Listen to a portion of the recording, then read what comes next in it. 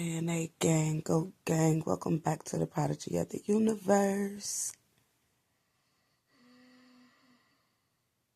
Just listen. This is a blackout, or I would be discussing a download. This download is called A Secret Path, and it's based on a movie. This movie I just watched, and mind y'all, I don't even watch TV. I felt guided to watch it. I seen a little clip.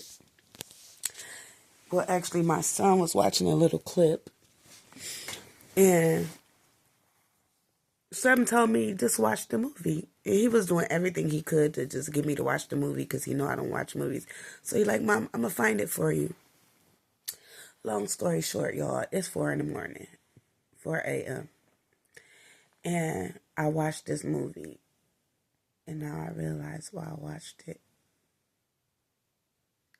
Because the whole time I'm looking like God. I'm praying to God. I'm like, I don't watch TV. I'm always learning. I'm always educating myself. But I don't watch TV. So why do you want me to watch this movie? So I watched the movie. And I give it a 10 out of 10, y'all. I really don't want to spoil it. If you haven't watched it, I recommend it. But anyway, the message basically that I got from this download and watching this movie was it only takes one generation, right, to ruin the rest of the generations behind them, okay? And this could be done in patterns, right, with different things, in any shape, form, or way, if that makes sense. And what I mean by that is, when you think about families, some of us come from loving homes. Others, we come from dysfunctional families. I'm not afraid to say I came from one that was very much dysfunctional, but I still loved my family, much like this little girl in this movie. Not really, understanding until she got older what she was really going through. That little girl was me. And that's what God wanted me to see. Where how you could come from a family, a dysfunctional family, and have to be the one to break generational curses. Now, we talk about generational curses a lot in the tarot community, but do you really know what it is to break a generational curse? I feel like sometimes it's going to take a village. It cannot just take one person. Because our Lord knows, and God is my witness, with everything in me, I've been trying. And I haven't given up.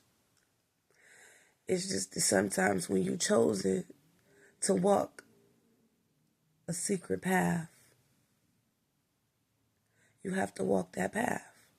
No matter how dark it is, no matter how bad it is, no matter what trials and tribulations that you go through on the path, you just feel, it's just always something about the path that you feel like don't resonate with you. You feel like, you just don't fit in, you know what I mean? And you don't stand out either. And it's just like you find yourself wandering off and you find yourself somehow. Well, she found herself in the hands of strangers who loved her like she was supposed to be loved by her own family. I'm going to just say that, and y'all can go watch the rest if y'all never watched it, but it was a beautiful movie. It had me crying the whole way through because I was that little girl. Except for that little girl was fortunate enough to have two people that really, helped her get out of there into the world. And I'm not going to say I didn't have those two people to help me. I had many people help me along the way. And I didn't endure the same thing she endured or whatever, but it was all similar. See, we all go through something in family.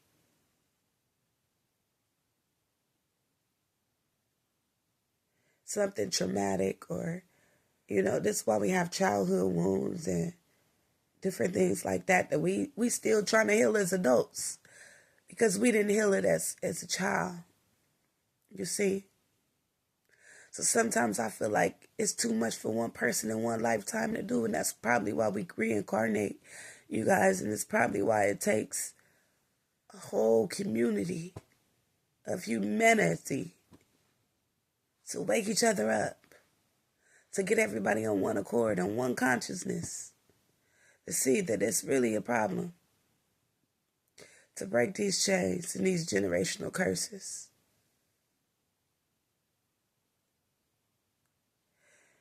And we got some men who die doing it, die trying. We're not going to forget about them. Some people that their whole lives are ruined because of these generational curses that's passed down to them from their parents and their parents' parents. And for generations and generations and generations, this shit is passed down, affecting families as a whole. You hear me? Leaving one person to clean it all up. I'm that girl. I talk from personal life experience, y'all.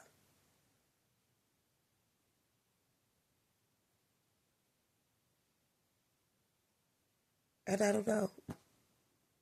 So when I asked God, why you got me watching this movie, I looked up the year the movie was made. It was made in 1999. It was actually the year I got out here as sheep amongst the wolves and started my own family, to be honest.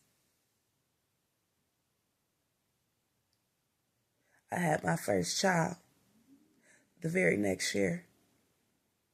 He is a dragon. So if you know anything about dragons, then y'all can only imagine what I'm going through. But with that being said, I was that little girl. And that year, 1999, was a rabbit year. The year that movie was made. See, that's why it touched me, because I'm compatible with rabbits. But anywho, I'm going all off subject because I could be all over the place sometimes, y'all. But at the end of the day, that was the message. Sometimes these generational curses and these things, this dysfunction amongst families, within families, comes from generations before you. And you could be the one left to clean up the mess. And sometimes it feels like you can't even clean it up. That little girl in that movie, she grew up to a grown woman who had her own family. Still trying to heal childhood wounds, much like many of us. But at the same time, she broke chains, because when she felt her daughter was being like, other people in her family, she brought her back to where she came from, you see. She got out of where she came from. She got out of the mud, I say. When I tell y'all I came from the mud, see, she got out the mud. But she had to go back there, so she could teach her daughter how to appreciate people that are less fortunate.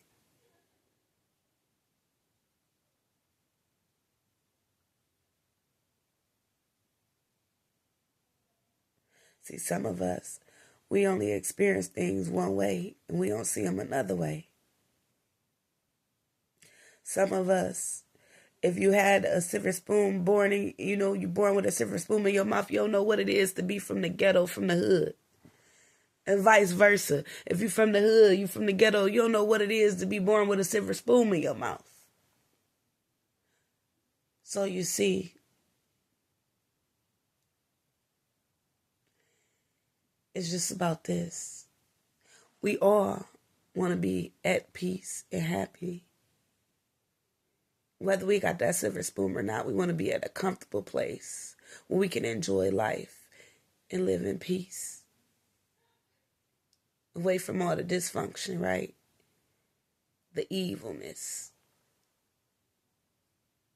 She said, if I don't get away from there, that place is going to destroy me. And I felt it with everything.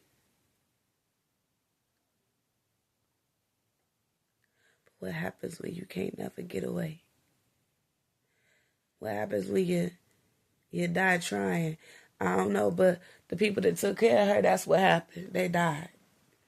But anyway, that was the message, y'all.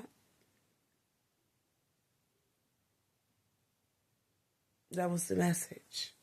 Some of y'all gonna get it, some of y'all ain't. I cried all the way through that movie, myself fast. But I thank God. I thank our Creator. I thank the universe.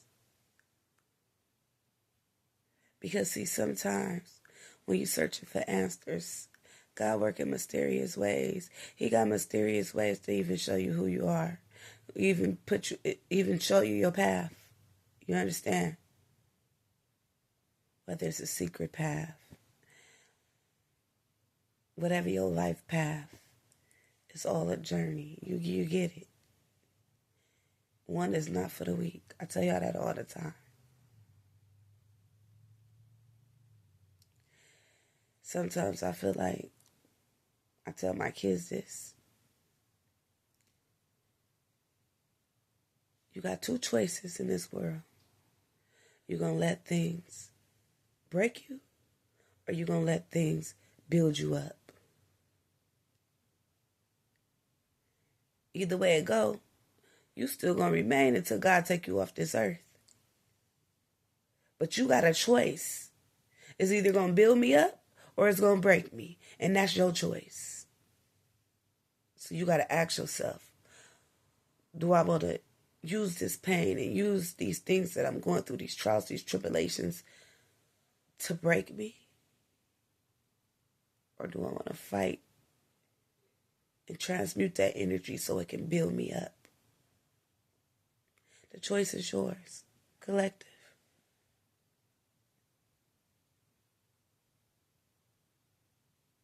That is all. Until the next one.